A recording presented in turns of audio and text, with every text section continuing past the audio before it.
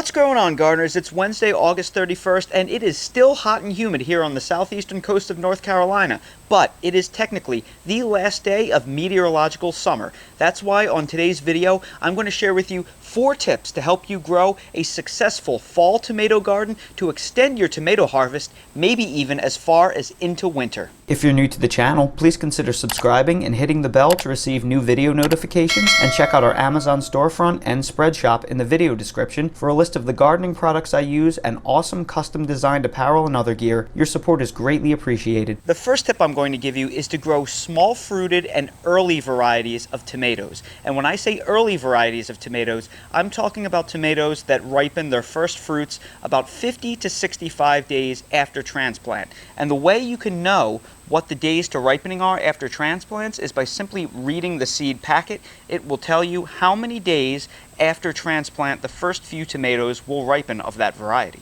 And there are 2 distinct reasons why you want to select small fruited early varieties. The first reason is because of ripening issues. When you plant your transplants out in spring, the temperatures are working in your favor. It takes a lot of solar energy for the tomato plants to ripen their fruits. So as the tomatoes get bigger and they form more fruits, the sun is getting stronger and stronger as we work our way into summer. And that increased solar energy is benefiting your plants because when they're trying to ripen their tomatoes, that is generally when solar energy is at maximum. So the calendar is really playing in your favor when you plant tomatoes in a spring garden. For a fall garden, it's the exact opposite. You plant your tomatoes in the summer when it is still relatively warm out, but then when your tomatoes start to set fruit and try to ripen that fruit, the sun is getting gradually weaker and weaker and the days are getting cooler. So if you're growing large fruited plants, chances are they will try and ripen when the sun is too weak and you won't get any good quality ripe fruits. So that is why it's very important that you select smaller fruited plants, because the smaller the fruit, the less solar energy they demand to ripen. So choose your plants very wisely and remember that the calendar is working against you when it comes to your fall tomato garden. And the second reason is for pollination requirements. Tomato flowers are very sensitive to heat and humidity when it comes to proper pollination. And since you're planting your fall tomatoes in the heat of the summer, it may be that your conditions are not good enough for the tomatoes to pollinate. You see, when daytime temperatures are consistently over 90 and nighttime temperatures are consistently over 70, the pollen becomes clumpy and infertile, and no matter what you do, your plants will not pollinate. And the larger the tomatoes, the more likely they are to encounter these problems. So beefsteak tomatoes generally have very poor pollination rates in the heat of the summer, but cherry types, small fruited slicer types, and Roma types of tomatoes can generally endure these conditions and will still pollinate. So the reason why I'm growing mostly cherry, Roma, and small fruited slicer types at this time of year is in late August, early September, they generally will still have some fruit set. Because if you have to wait until it's cool enough to set large fruits later in the year, chances are they will not ripen for you. So this is why variety selection, fruit size, and days to maturity are so important when planting and selecting fall tomatoes. The second tip is to plant your tomato transplants out in your garden at least 90 days before your first estimated frost date. And that's because those days to maturity that I showed you on the packets of the tomato seeds, that is from date of transplant to the ripening of the very first fruit.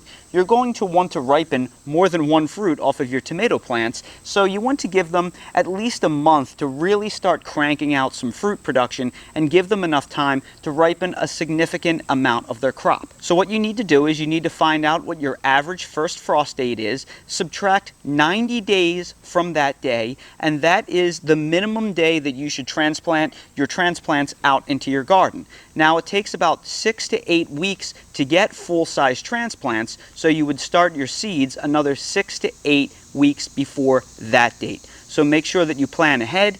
This type of planning will give you the best chance of having a successful fall tomato crop. The third tip is to grow mostly determinate varieties of tomatoes, and that is because determinate varieties of tomatoes have a huge advantage over indeterminate varieties of tomatoes.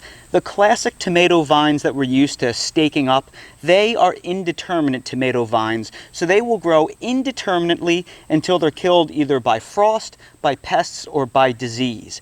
Determinate tomatoes, on the other hand, grow to a predetermined height. They grow more as a bush. Now, indeterminate tomato vines, generally speaking, ripen their crop of fruits very slowly because they're always trying to put a significant amount of energy into growing more leaves and more suckers and more vines. Your determinate varieties, once they reach the mature height, they generally stop putting a significant amount of energy into the foliage and they focus strongly on ripening the tomato crops. This is a huge advantage because remember, we're trying to ripen the crops as quickly as possible. So putting energy into foliage growth is a big disadvantage. These are all determinate tomato varieties and they're almost already at their mature height. So these will undoubtedly ripen much more quickly than my indeterminate tomato varieties. So I think it's very important overall to choose mostly determinate tomatoes for your fall tomato garden because you really need to operate at a rapid ripening pace, and these, simply put, ripen their fruits more quickly. Now, that being said, I am still growing a handful of indeterminate tomatoes in my fall tomato garden. However, they are all fast fruiting cherry tomato types with very short days to maturity. So if you insist on growing indeterminate tomatoes in your fall garden, I strongly suggest you only grow the cherry types. I've experimented with larger fruited, even early types of indeterminates that were hybrids with about 70 or so days to maturity, and none of them were able to ripen. I just wound up with 100 green tomatoes that I couldn't eat. So unless you live in somewhere like Central or South Florida where it stays pretty much frost-free into the winter, deep into the winter, I really suggest that you only stick with indeterminate cherry types and then go with your small slicers and Roma types as determinants. And I think you will overall have a better growing experience with a higher success rate and a bigger harvest. And my fourth tip to have a successful fall tomato growing season is to protect your tomato plants from the first couple frosts. Your first frost date is your average first time that you will get frost in the fall. However, that doesn't mean that you're going to get really hard freezes. In fact, generally speaking, you'll get a cold front come in early fall, you'll get a light frost or two, and then you'll get a big rebound in temperatures, and you may not see another frost or freeze for several weeks. Last year, we got our first frost in early November, and I was able to successfully protect my tomato plants, and then we didn't see more frost or freeze events until getting close to December. So if you simply protect your tomato plants from that very first event, you may get several weeks more of growing season. Now, there are many ways that you can protect your tomatoes from frost. You can build a modular hoop house like this. I will link to a video above that shows you how to do it. It's very simple, it's very cheap, and you can just drape them right over your garden beds and throw a row cover over them. You could grow something a little more permanent, like this retractable hoop house that I have installed over my garden bed, which I will link to a video above on how you can build something a little more stout like this. Or you can simply cover them with a frost blanket or with a roll of row cover agricultural fabric. If you're interested in these simple means of protecting your plants, I have them all linked in my Amazon storefront down in the video description under plant freeze protection. So check that out if you're looking for these exact items. If you simply cover your tomatoes and you miss those first couple of frosts, you can drag out your tomato season for additional weeks. And after several years of trial and error, those 4 tips have finally helped me grow a successful fall tomato garden. And if you institute those tips, I think they will help you grow one as well. So everybody, I sure hope you found this video helpful. If you did, please make sure to hit that like button, subscribe to the channel, and ring that notification bell so you're notified when we release more videos like these. If you're curious about any of the products that I discussed in this video or that I use for real in my garden in general, they are all linked down below in my Amazon storefront link in the video description. So check that out for everything I use in real life. And while you're there, check out my spread shop link for custom merch if you want to support the channel. Thank you all so much for watching, and I hope to see all of you again on the next video. Look at Dale. Dale just got out of the bath. He's so fresh and so clean. He's all wet. He's gonna air dry. Come on, buddy. Fresh bath zoomies. Time to do some Dale zoomies. Go, buddy. Oh, he's gonna air dry. There he goes. And here he comes. Dun, dun, dun, dun, dun, dun, dun, dun, dun, dun, dun. Oh, is he gonna do another one?